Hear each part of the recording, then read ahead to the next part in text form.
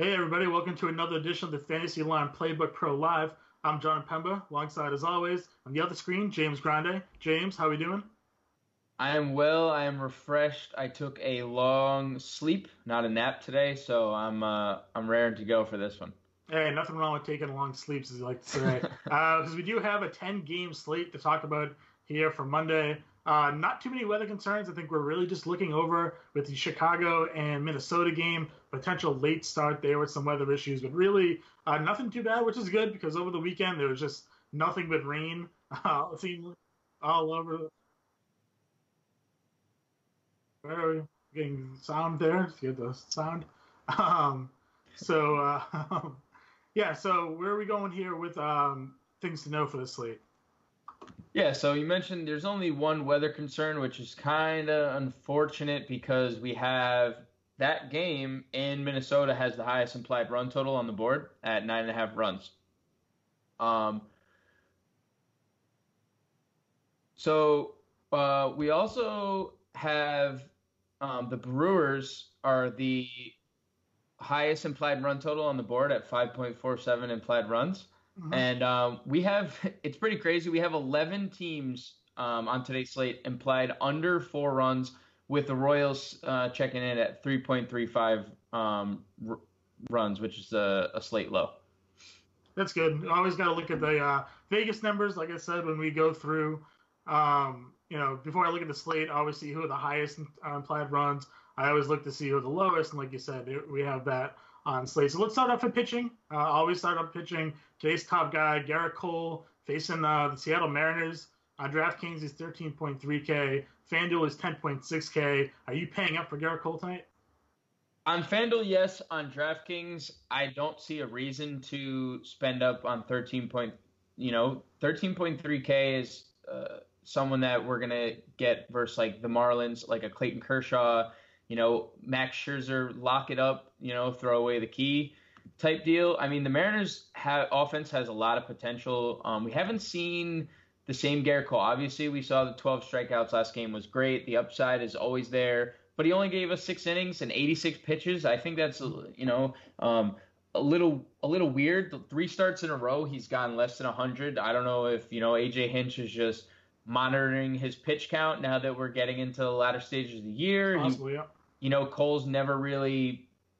I mean, he has been in playoff games, but like the Pirates never make it out of that wild card game. So I mean, maybe he just wants to reserve him for later. So I don't think 13.3K is reasonable. But FanDuel 10.6K is a really nice price tag for him. I think over there he's clearly the top option on the board.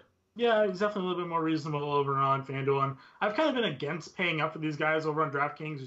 You mentioned Scherzer, Kershaw a couple weeks ago was priced super high. And like you said, if these guys aren't throwing shutouts with 10 strikeouts, they're almost not meeting these 12, 13K price tags.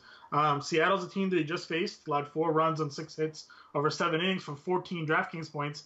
He's 12.5K that day. This matchup in Seattle here on the road is even priced up higher. Yeah, I'm completely fading Garrett Cole for me. The next highest price guy on slate is Corey Kluber. This is a real tough matchup for him. He's going to be in Fenway Park against the league's top offense in the Red Sox. Red Sox have the top offense at home as well, so not only against right-handed pitching, but at home. 2 good spots for him. I obviously know he's Corey Kluber, one of the better pitchers in the league, but this is just a real tough offensive go against, and I'm a little afraid paying up for that type of cost. Yeah, I mean, I think really contrarian way to go would be using Kluber or Porcello both. They're not going to be owned at all because both offenses, are very potent. Obviously, we have Ramirez, Lindor on one side at Brantley, and we have the Red Sox, the Killer Bees, plus everyone else essentially. So I mean, I'm with you. It's tough to stomach, but I think if you're looking to pivot off of Garrett Cole or looking to pivot off the next guy we're going to for sure mention, who's probably going to be the highest owned pitcher on the slate potentially in Zach Wheeler, I think that's a contrarian GPP option, using either one of them. Yeah, no, I kind of agree with you a little bit there. For me, I'm more on the Zach Wheeler train from paying up. I also like Mike Fiers. I think he's another guy you can sort of pay. He's not exactly priced all the way up, but I think he's a guy you can look to in that little sort of middle range there in DraftKings as my two sort of top priced options. Again, Fires isn't a guy that I've loved, and I've talked about him. Sort of the peripheral numbers don't really favor him, but Texas strikes out a lot. He's at home. He gets the bigger ballpark. It's a game that Oakland's favored to win. So I think this is a good spot to use him in. I'm not totally against Fires, but when you look at the Rangers' numbers since the All-Star break against right-handed pitching, they're first in WOBA, they're third in WRC+, they're first in OPS. So, yeah, they strike out, and obviously that's ideal for any DFS starter that we use, but I think the Rangers are just clicking right now offensively, and I think it's a little too scary for me.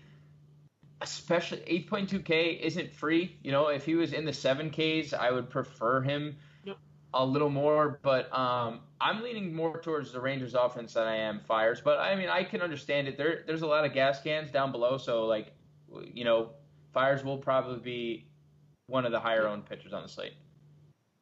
All right, so what mid-tier options are you looking to use? So I think Derek Holland intrigues me a little bit. I know the Mets offense has been clicking more than it was, but we just saw Brandon Nimmo go on the disabled list. So with Nimmo on the disabled list, that obviously takes out their hottest bat. He was their hottest hitter going into that game. So we have him, Derek Holland. Mets ranked 20th in baseball since the All-Star break against left-handed pitching. And since the All-Star break, Holland himself has a 2.89 ERA. So I think Holland is a really intriguing option. I think Austin Gomber is going to be super interesting. Since the All-Star break, the Dodgers ranked 29th in average, 25th in OPS, 24th in WOBA, 25th in WRC+, against left-handed pitching, and Gomber's coming off 11 straight scoreless. I don't know if people own him because I don't think they realize how poor the Dodgers offense has been against lefties. So I have him in my lineups tonight, actually, over on Fantasy Line. Not to give away our example lineups over there, but I like Gomber a lot. I think he's a good price tag, and like you said, I think people aren't aware exactly how the Dodgers are offensively this season. So for me, he's in a lot of my lineups. I have him paired up with Jack Wheeler in most places. Yeah, if you think of the Dodgers, they were just, they're in a pennant race. They made all those splashes. Manny Machado. We generally, we always love Kiki Hernandez versus lefties. We have guys on the Dodgers we enjoy using versus left-handed pitching, but they're just not getting it done right now. And I think Gomber is a really I guess contrarian wouldn't be the correct word, but sneaky. Kind of sneaky here because he's priced really well, and people probably think the Dodgers are hitting better than they actually are. So, I think Gomber is in a great spot here. Yep, I kind of agree with you there. And we have a rookie making his debut tonight over in Minnesota. What do you think about him tonight? Yeah, I think Gonzalez is in a solid spot. The White Sox lead Major League Baseball in strikeout percentage against left-handed pitching since the All-Star break. And we saw Gonzalez almost strike out a batter per inning down in AAA. 95 Ks in 100 innings is not bad. Sub-3 ERA. The one thing that is scary is the walk rate. 4.9 walks per 9 at AAA this year is really, really terrifying. But the White Sox are obviously, if you just look at their strikeout rate, they're a very free-swinging team. So I think that this is a pretty sneaky play. If you're worried about the weather, obviously you don't have to go there, but I don't think it's anything that we should really concern ourselves with. All right, let's touch upon catcher.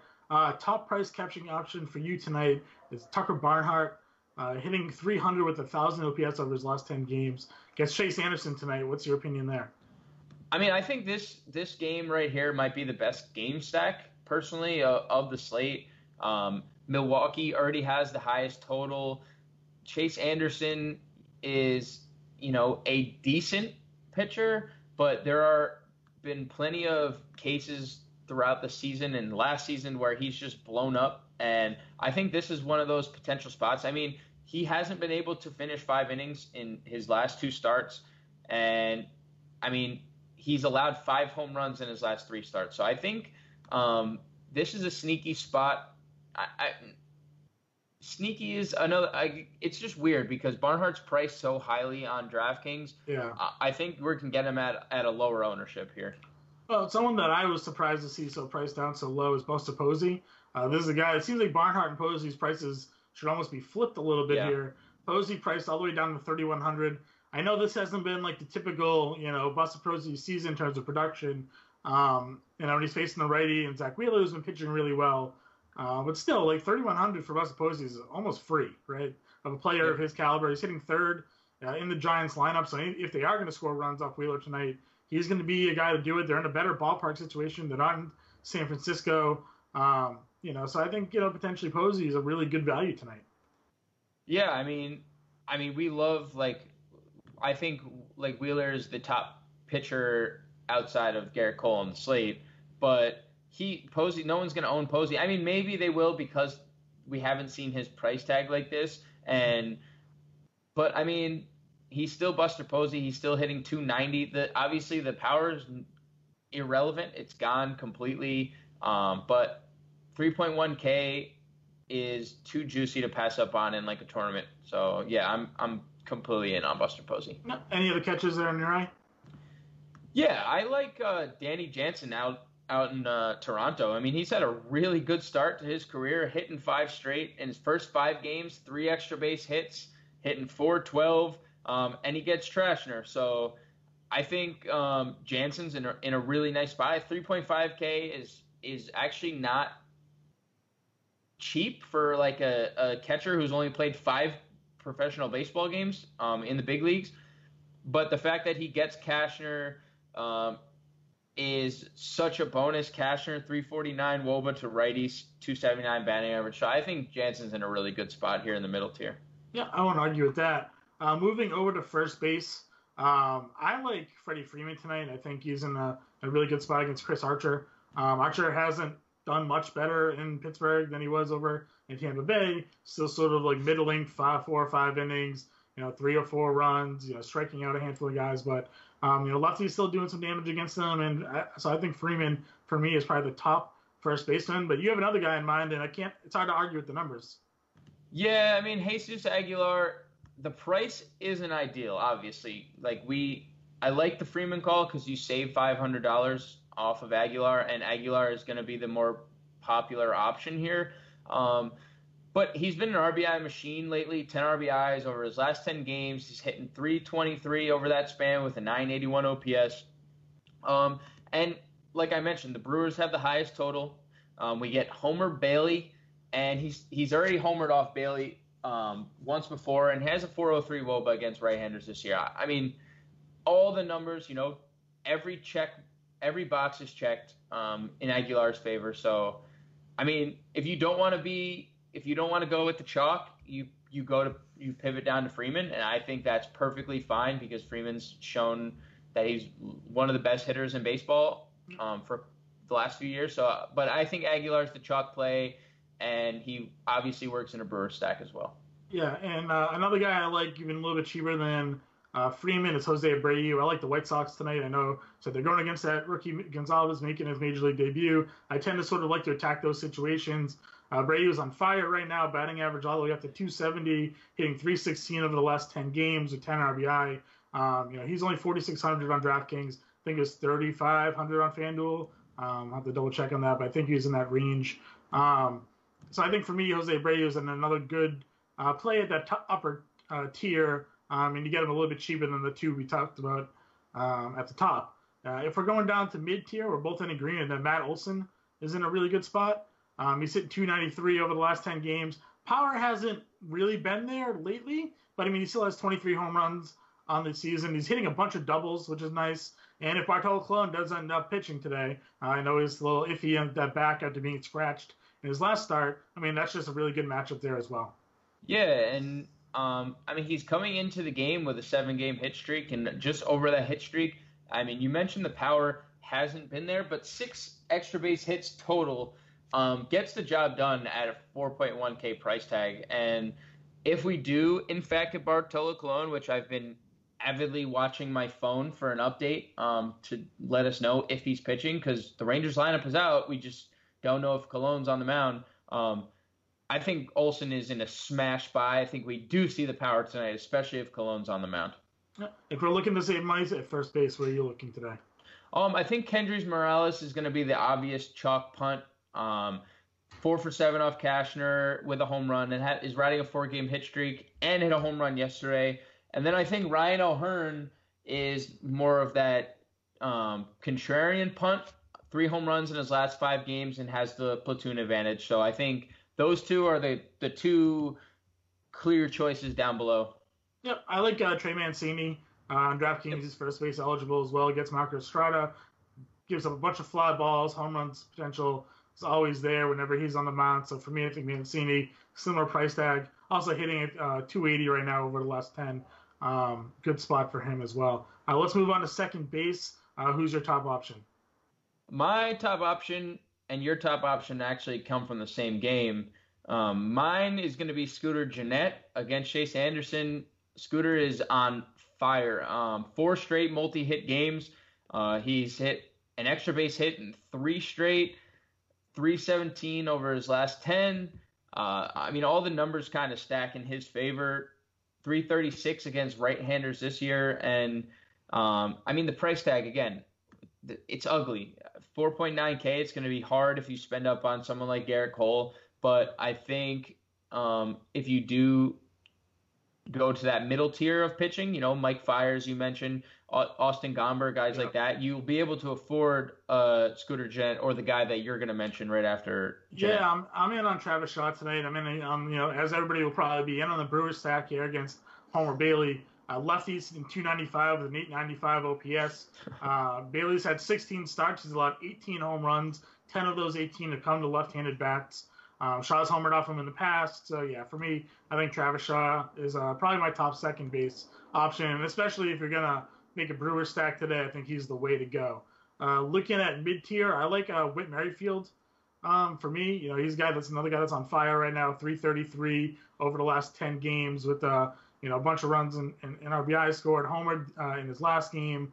So for me, and he's steady Eddie, 300 batting average, gives a little pop. He's got 27 stolen bases. I understand the Royals are a bad offense, but when he gets on base, he can kind of do a little damage by himself. So for me, I like Whit Merrifield sort of in that mid-tier range. Yeah, and he not only hit a home run yesterday, he also stole a base. So we literally have that dual threat capability every time he steps on the field. So yeah, he's a great play at this price tag. That's ridiculous. Who else do you like?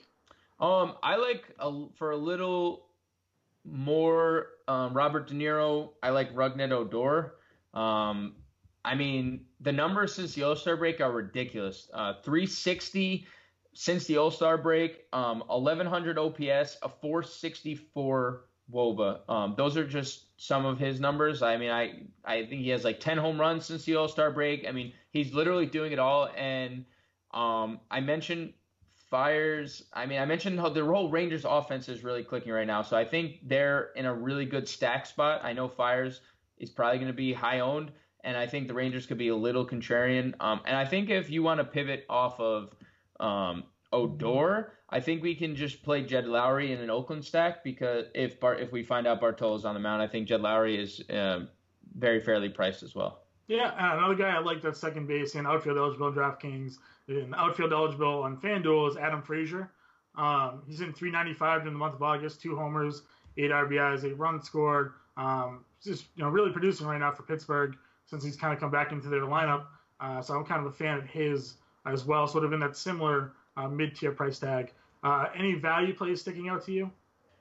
I think the top value for me is probably Jason Kipnis. I know we both kind of mentioned how you could play Porcello and Kluber in a GPP, but I mean, Kipnis 3.7K, and the numbers haven't been there this year, and that's fine. He hasn't been the same player, but he has a deep history against Porcello. 11 for 33, 333 average, 2 home runs and 9 RBIs. So I mean, the numbers are there. That's a really nice sample size against someone that we can really take BVP into consideration. So I think Kipnis is definitely the the play in the mid tier or in the value tier here. All right. Moving on to third base, a guy that both of us like as a top option today, Alex Bregman, starting to heat up again. 2 homers last 3 games, and Felix Hernandez has just been pretty awful this year. He's demoted to the bullpen, but an injury to James Paxton pushes him back into the rotation. I think this is a good spot for Houston tonight against Felix. Yeah, and it doesn't seem like Houston is getting, a lot of traction. Their offense hasn't necessarily been great. Wedged in between a 12-run output versus Colorado and a 9-put output.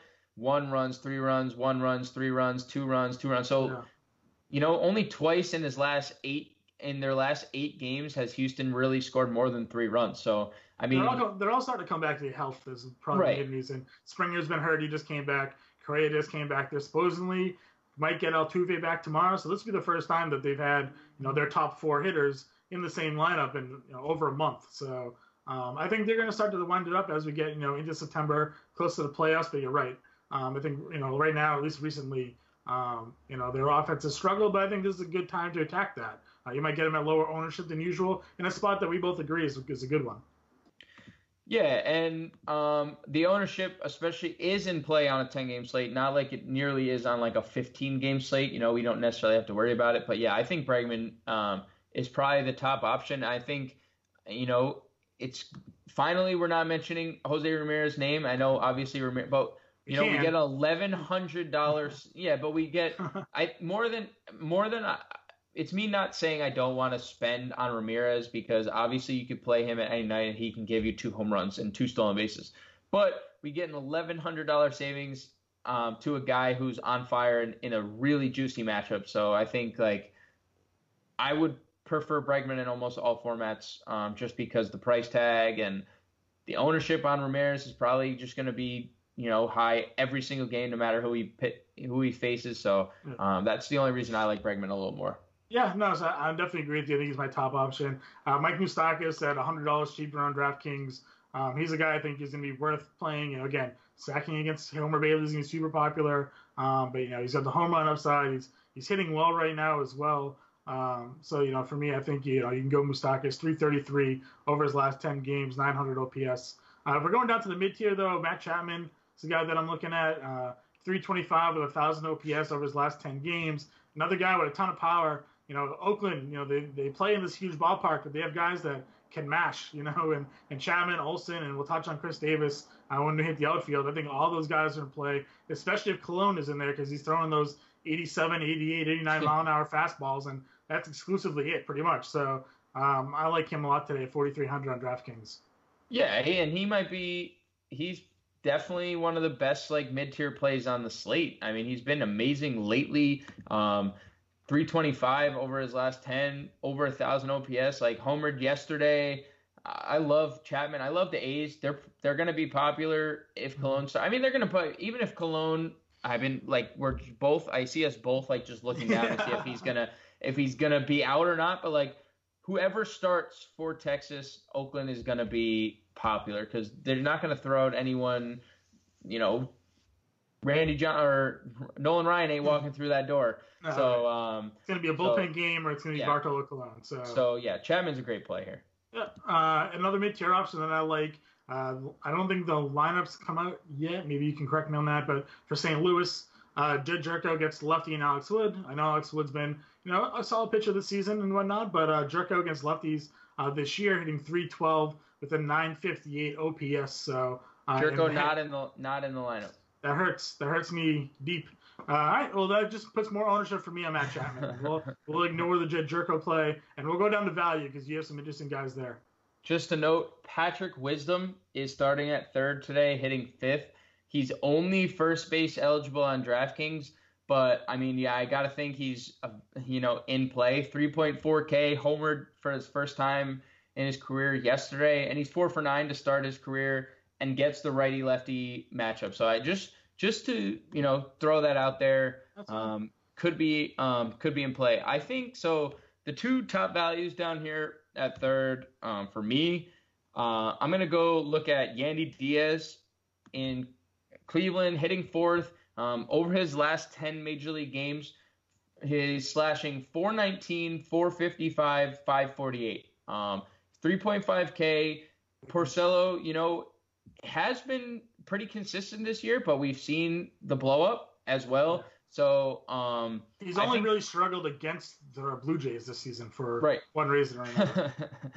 Well, hopefully Yandy enters his inner Josh Donaldson over at the hot corner for the Indians, and but yeah, I think he's like a decent value play, hitting fourth in one of the best lineups or one of the hotter lineups in baseball. And Colin Moran has been consistent against right-handed pitching really all year long. Gets Kevin Gausman, who's obviously not great, and Moran's hitting 286 against righties this year. So I think both those are. So they actually scratched Gausman. They're starting. The rookie. Rookie. Right. Which still plays, still a righty. Right. Yeah. Even better. So my apologies. Even better. I still like Moran probably even more now that a rookie as opposed to Gausman is on the mound. Yeah, no, that's totally fair. Let's move on to the next position we have here, shortstop. I know, we talked about before that Francisco Lindor is more often than not a waste of money compared to Jose Ramirez. Definitely in play, I think, today against Porcello. But for me, my top guy is actually Jose Peraza, who is just absolutely murdering the baseball right now. If you look at his last couple, again, James and I predominantly play in DraftKings, so we tend to reference that a lot. But his last 4 DraftKings games, 24 fantasy points, 21 fantasy points, 6 and 17. So 17 or more in 3 of the last 4 games. Guy is getting on base. He can steal bases, showing a little power right now. And then he gets the matchup, against Chase Anderson, and righty on the mound tends to lead to more stolen bases. So I think for me, Peraza, though not your typical, $4,500 play on DraftKings, is actually in play today. That's wild. Like Jose Peraza at 4. We actually saw something like this earlier in the year too. So I wonder if he's just like one of those streaky players where you just get him while he's hot. He's hitting 405 with an 1100 OPS over his last 10 games. So he has 10 hits in his last 4 games. Yeah. 2 home runs and 4 doubles over that span. 6 extra base hits in his last 4 games. The guy is absolutely going bonkers. Yeah, it is a waste of money spending up on Lindor 5.3K. And he had 2 hits yesterday, but his last 4 DraftKings points games, 8, 3, 4, 5. Yeah, at 5.3K, you're not getting anywhere close to value there. No. If we're going down to the mid-tier, who are you looking at? So I know I've been touting Zach Wheeler all day, but Brandon Crawford hitting right in the middle of the Giants lineup is struggling, yes, but 3 for 6 off of Wheeler, and he's been consistent all year. 323 WOBA is decent against lefties, and Wheeler struggles a little bit more against lefties, 322 WOBA against left-handed hitters. So I think that correlates pretty well.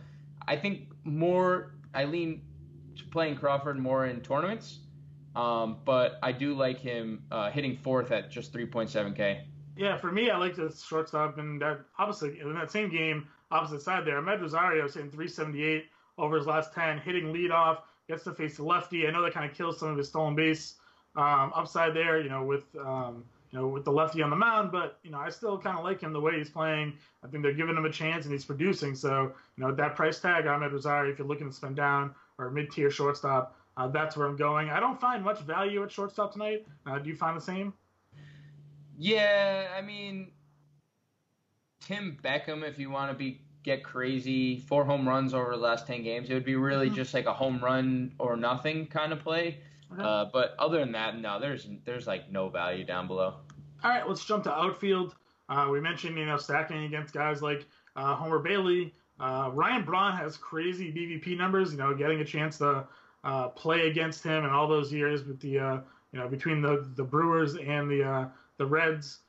Braun is 17 for 50. How often do you see a guy with 50 at-bats against one guy? Not often. 5 doubles, 4 homers, 11 RBI, 340 batting average. Braun has homered twice over the last 10 games. Actually had a 2 home run game 4 games ago. He's in the lineup tonight. Had a stretch of multi-hit games before this little recent stretch here, so it could be a good shot to get him back on track. I think Ryan Braun and Christian Yelich, you can probably go that whole outfield. Lorenzo Cain too. I think all 3 of those guys are in play today against Homer Bailey.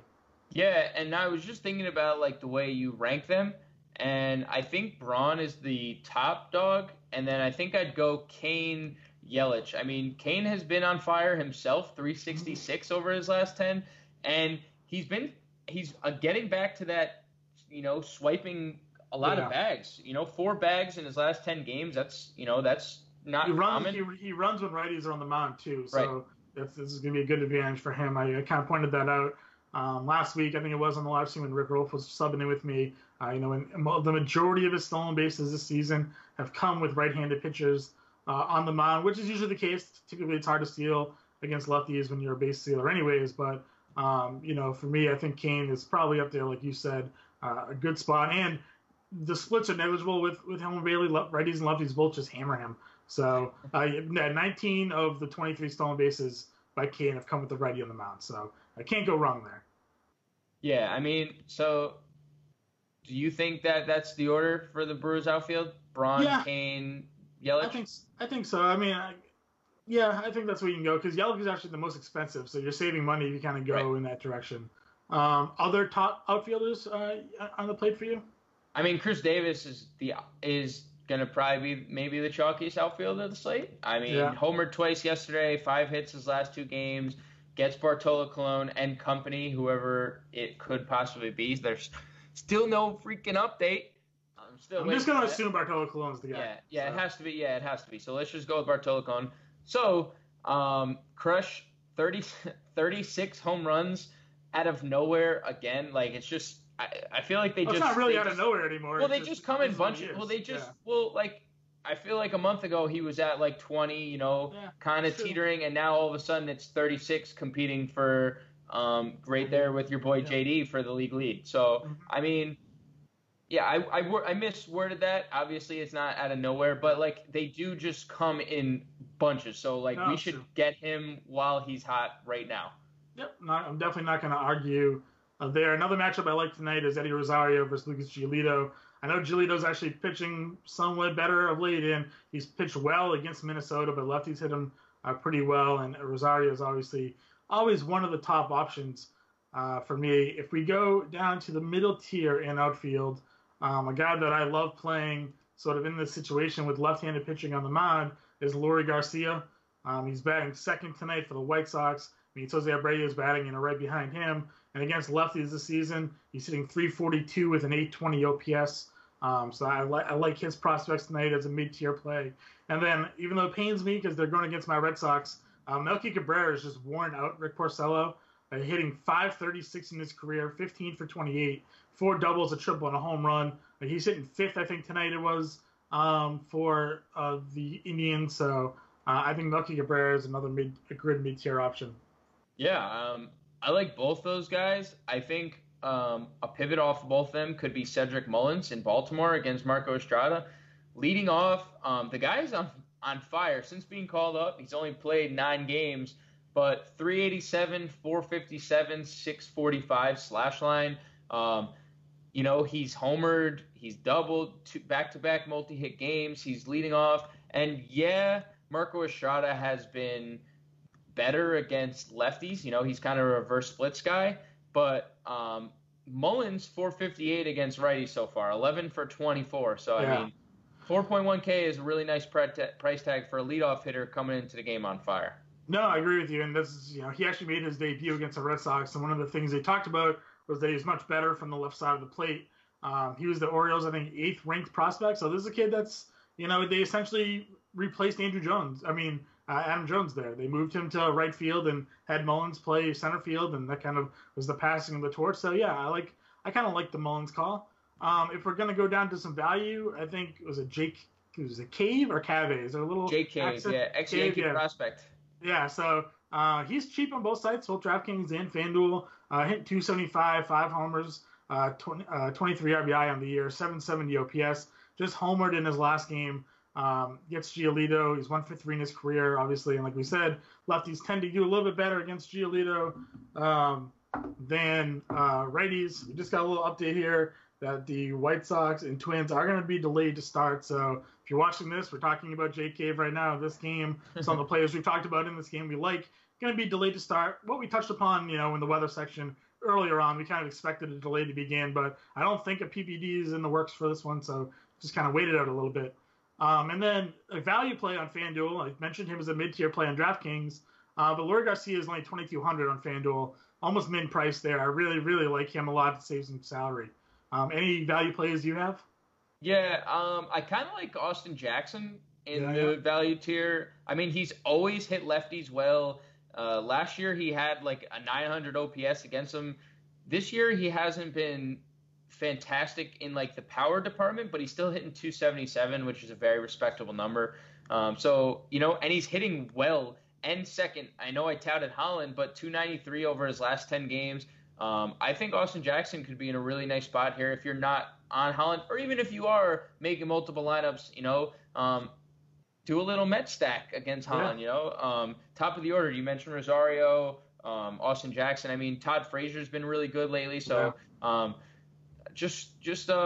Jackson's in a really nice spot here. Yeah, I'm not going to argue with that.